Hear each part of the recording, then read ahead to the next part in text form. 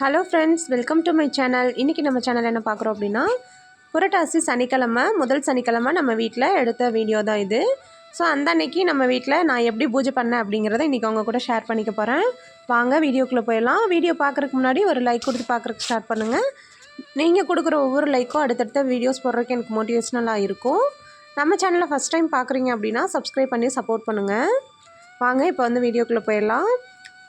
எப்பவும் போல் காலையில் எழுந்திரிச்சிட்டு ஃப்ரெஷ்ஷப் ஆகிட்டு இன்றைக்கி வந்து கோலம் போடுறது தான் வந்து ஷேர் பண்ணியிருக்கேன். இன்றைக்கி நான் போடுற கோலம் பார்த்திங்கன்னா 7 புள்ளி நேர் புள்ளி 1 முடிய இந்த கோலம் தான் வந்து ஒரு சிஸ்டருக்காக தான் நான் வந்து டெய்லியுமே வந்து கோலம் ஷேர் பண்ணுறேன். அது இல்லாமல் நம்ம வீடியோ பார்க்குறீங்க அப்படின்னா ஏதாவது ஒரு யூஸ்ஃபுல் உங்களுக்கு இருக்கணும் அப்படிங்கிறனால தான் டெய்லியுமே வந்து நான் கோலம் போடுறது வந்து ஷேர் பண்ணுறேன். உங்களுக்கு கண்டிப்பாக இது யூஸ்ஃபுல்லாக இருக்கும் அப்படின்னு நான் நினைக்கிறேன். இப்போ நம்ம ஒரு குட்டி கதை ஒன்று பார்த்துடலாம். ஒரு பையன் பார்த்திங்கன்னா ஏதாவது வாழ்க்கையில் சாதிக்கணும் அப்படிங்கிறத வந்து ஒரு மோட்டிவேஷனாக எடுத்துக்கிட்டு அவன் வந்து ஒரு ட்ராயிங் வந்து நல்லா பண்ணுவான். அதனால் வந்து ட்ராயிங் பண்ணி கொண்டுட்டு போய் ஒரு ரோட்டில் வந்து வைக்கிறான். இந்த ட்ராயிங்கில் ஏதாவது தப்பு இருந்துச்சு அப்படின்னா ரெட் மார்க் பண்ணுங்கள் அப்படின்னு சொல்லிட்டு ரெட் பென்னையும் வந்து அந்த இடத்துல வச்சுட்டு போயிடுறான். சாயந்தரமாக வந்து பார்க்குறப்ப பார்த்திங்கன்னா அந்த ட்ராயிங் ஃபுல்லாகவே வெறும் ரெட் மார்க்காக இருக்குது. உடனே சோர்ந்து போய் வீட்டில் போய் உட்காந்து அழுதுட்ருக்கான்.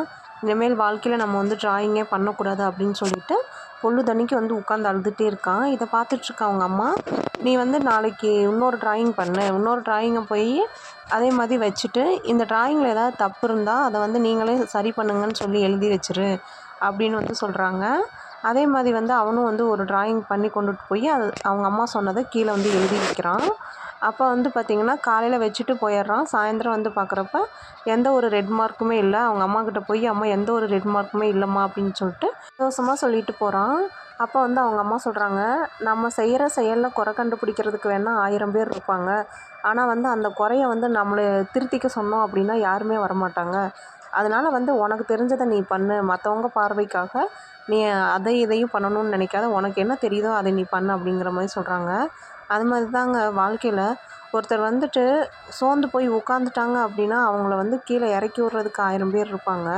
ஆனால் வந்து அவங்கள மேலே சொல்லி தூக்கி விட்றதுக்கு ஒருத்தர் கூட இருக்க மாட்டாங்க. இந்த உலகமே வந்து நம்ம என்ன செஞ்சாலும் அதில் குறை தான் கண்டுபிடிக்குமே தவிர அந்த குறைய வந்து யாருமே வந்து சரி பண்ணுறதுக்கு எந்த ஒரு வாய்ப்புமே கொடுக்க மாட்டாங்க. அதனால் வந்து நம்மளுக்கு உண்டானதை நம்ம தான் வந்து சரி பண்ணிக்கணும். ஒருத்தர் நம்மளை திட்டாங்க, ஒருத்தர் நம்ம அதை சொல்லிட்டாங்க இதை சொல்லிட்டாங்கன்னு சோர்ந்து போய் உட்காராமல் அதை வந்து ஒரு மோட்டிவேஷனாக எடுத்துக்கிட்டு நம்ம வந்து வாழ்க்கையில் அடுத்த அடி எடுத்து வைக்கிறதுக்கு பார்க்கணும்.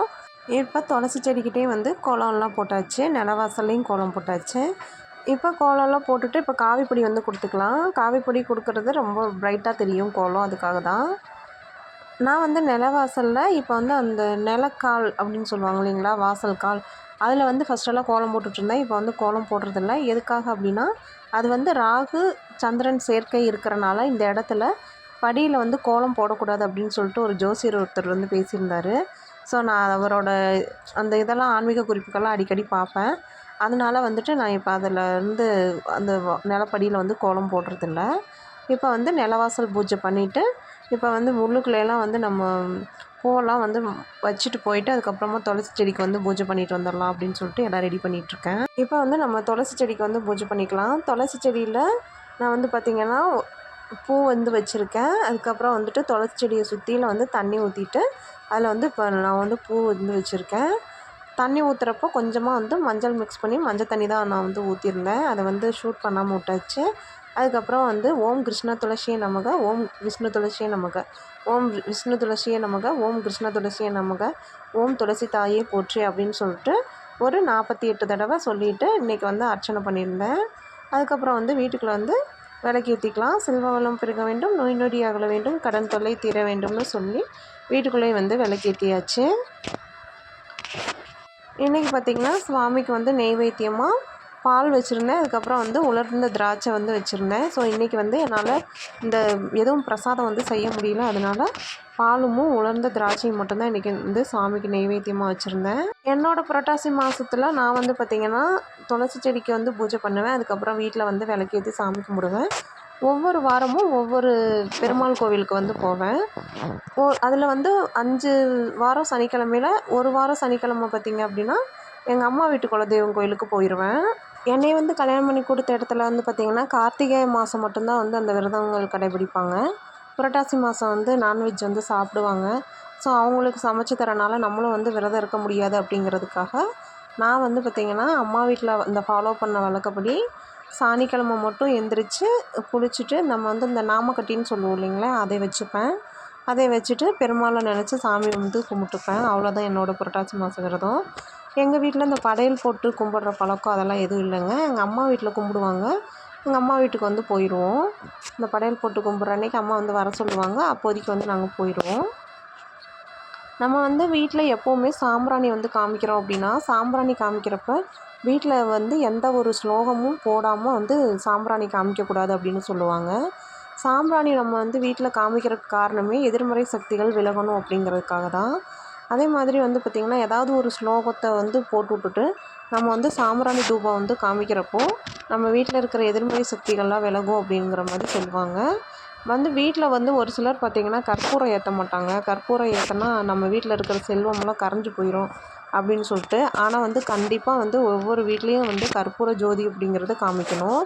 கற்பூர ஜோதியில் தான் வந்து நம்மளோட குலதெய்வம் காட்சி கொடுப்பாங்க அப்படின்லாம் சொல்லுவாங்க.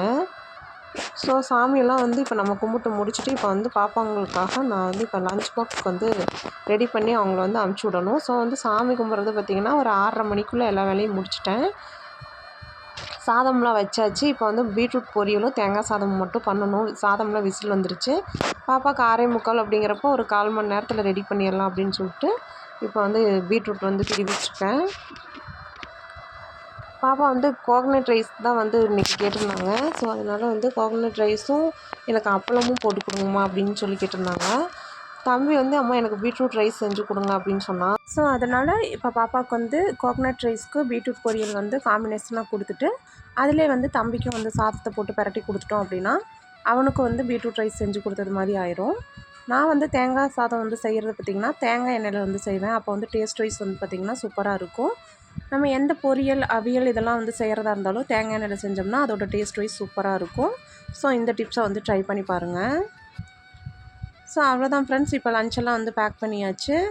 ஒரு ஜூஸ் ஒன்று போட்டு கொடுத்து பாப்பாவை வந்து ஸ்கூலுக்கு அனுப்பிச்சி விட்டேன். ஸோ இந்த வீடியோ உங்களுக்கு பிடிச்சிருக்குன்னு நினைக்கிறேன். அடுத்து ஒரு நல்ல வீடியோவில் மீட் பண்ணுறேன். அது வரைக்கும் தேங்க்ஸ் ஃபார் வாட்சிங்.